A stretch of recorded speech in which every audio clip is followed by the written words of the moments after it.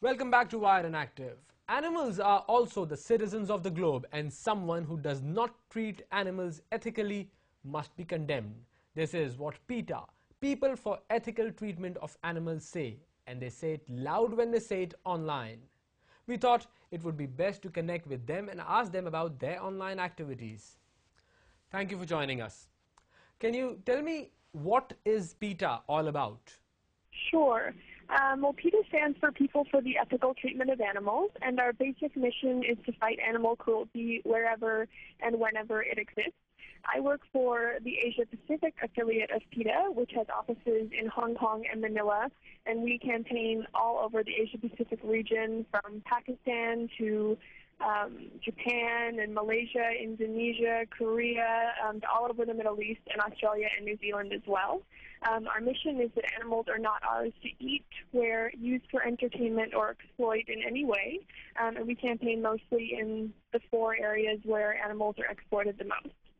I saw your website, and I have to admit that it is one of the largest NGO websites I've come across. Can you tell our viewers what is it that you offer for internet surfers on the website? Sure, and thank you for that compliment. That's very nice to hear, and that's something that we do sort of strive for, is to educate people about every aspect of animal cruelty. Basically, our website is built for a variety of visitors. People who come to our website just, they're searching for random stuff on the internet, they're searching for a celebrity's name, they come across their ad on our website. We sort of provide very fun content for those types of people who are new to animal rights and are just happen to sort of come across our site. We also provide more in-depth information for people who are active animal rights activists and who are, running a group or running their own activities. We have things like videos and fact sheets that they can download and print and share. We also have downloadable leaflets which people can print out. And basically our website sort of strives to provide information for people to be active for animals, but also to educate themselves on a first-time basis as well. So how does this new media, blogs and Twitter and Facebook, how do these things help promote your organizations in the world, not just America? Well, definitely one of the things that social networking has brought us is the ability for visitors to our site to forward anything they come across to their friends, anywhere in the world by the click of a mouse. So people that are coming across our website from Pakistan or America, or Canada or Asia or the Middle East, anywhere, can simply forward whatever they see on our site to anyone, anywhere, at any time. This facilitates, obviously, more people reading our site, more people going to our site, watching our videos, just because it's so much easier to forward these materials online. You don't actually have to talk to your friend on the phone, tell them about what you saw on PETA.org. You can simply click a hit of a mouse and send them an email. So that certainly has helped us a lot. Could you apprise us of some campaigns that you have specially tailor-made for the online world? Yeah, actually a lot of our celebrity campaigns are designed to sort of mesh well with the online world.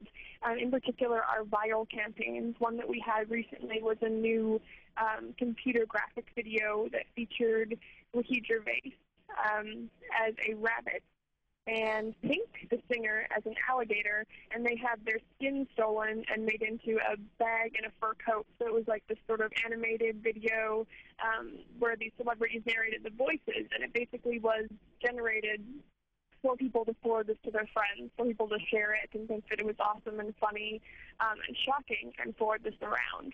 Now tell me about the success rate of your cause and all these campaigns. How successful have you been? Well, I definitely think there's been success. It's something that we constantly see. For example, more vegetarian restaurants are popping up all over the world.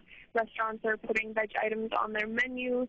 Designers are not using fur. Some are not even using Indian leather anymore. A lot of department stores have banned Australian wool due to the practices that are used on Australian farms. There's legislation being passed all over the world that proactively protects animals from the worst abuses. Fast food companies are implementing animal welfare standards that protect animals on factory farms. It's just, the list goes on and on and on. And as we evolve as society, more and more changes will happen, and part of that is due to the online movement and people just being able to educate themselves a lot quicker and easier. Thank you for speaking to us. Thank you so much. That brings us to the end of the show, but before we go, let me tell you how you can interact with us. We are on Twitter with the hashtag WiredAndActive. You can tweet with us. Then we are also on Facebook with the fan page WiredAndActive. So all you have to do is to go to Facebook and become our fan.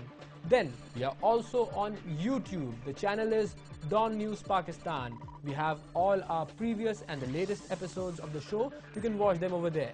We are also on Dawn.com, so anyone who wants to join the debate, you can just log on to Dawn.com. And if you have any comments, suggestions, you can email us at wireandactive@dawnnews.tv. That's our episode for this week. Next week, we'll again bring you news and views from the people who matter in cyberspace, and with a topic which affects us all. I'm your host, Wes Mangalwala, telling you all to sign up with your favorite NGO and help the world in some way. Sign up to volunteer, sign up to donate, or just check out what NGOs are doing in your area and what you can do to help them. It's just a click away. Take care.